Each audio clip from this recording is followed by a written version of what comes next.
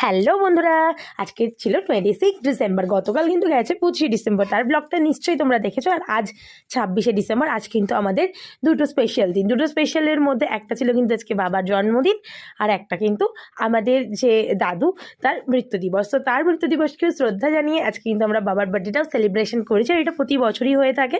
সকালবেলা কিন্তু এক রাউন্ড কেক কেটে খাওয়া হয়ে গেছে আমাদের। এরপর কিন্তু বিকেলেও এক রাউন্ড কেক রয়েছে।